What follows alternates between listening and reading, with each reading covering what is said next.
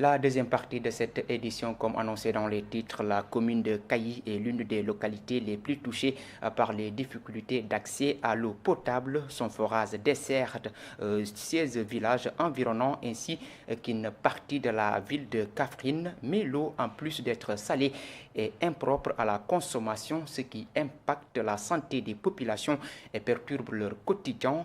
Flex'Eau, la société chargée de la gestion du forage, est pointée du doigt.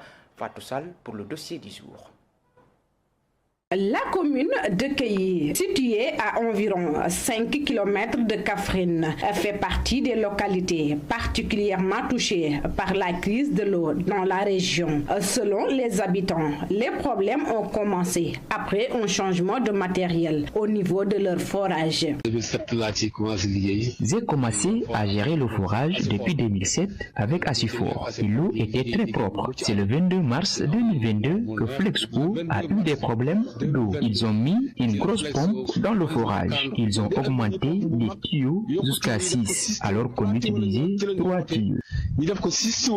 Depuis cette modification, l'eau provenant du forage est devenue impropre à la consommation en raison d'un taux élevé de salinité. C'est la pompe qui a expulsé tout le sable que vous voyez. Le forage sort du vrai sel, comme vous pouvez le voir aux alentours.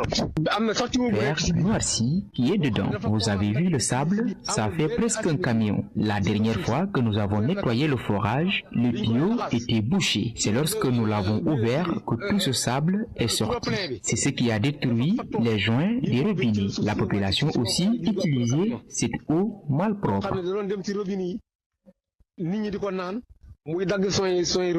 Cette eau impropre représente une véritable menace pour la santé publique, affectant aussi bien les parents que les enfants. Nous ne connaissons pas la tension auparavant, mais maintenant, il y en a beaucoup dans le village. Entre cette année et l'année dernière, nous avons enregistré 5 cas de tension. Les 3 sont paralysés, tandis que les 2 sont décédés.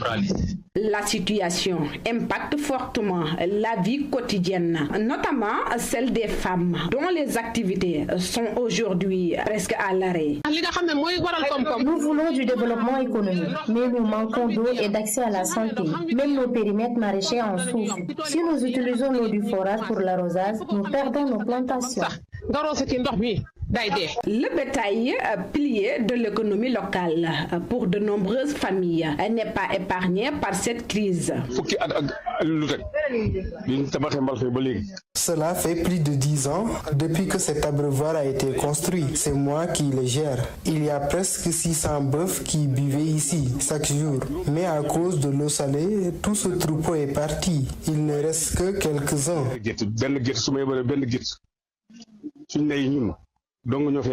À cela s'ajoute le licenciement massif des gestionnaires du forage, une décision vivement critiquée par les concernés.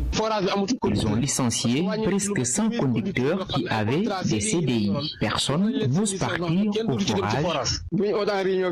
Une trentaine de délégués se rencontraient ici. Chacun percevait une indemnité de 2000 francs. Mais tout cela n'existe plus. Face à cette pénurie, les habitants de Kayi sont contraints de se retourner vers les puits traditionnels qui s'avèrent insuffisants pour couvrir les besoins de toute la population et constituent un réel danger pour les femmes.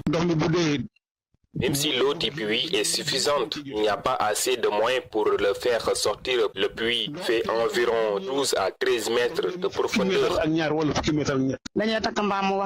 Nous utilisons des ânes pour aller puiser de l'eau, mais nous prenons beaucoup de risques car il faut emprunter la route nationale.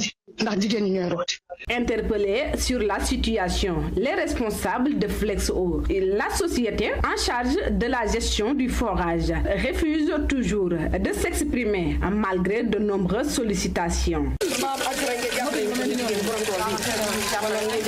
Aujourd'hui, la population de Kayi réclame soit une séparation administrative avec Kaffrine, soit la mise en place d'un nouveau forage afin de mettre un terme à cette souffrance persistante. Merci à vous, Fatou Sall. Mesdames et messieurs, c'est la fin de cette édition sur la radio-télévision communautaire RTC. Merci de l'avoir suivi. L'information continue sur www.iracsenegal.sn. Au revoir.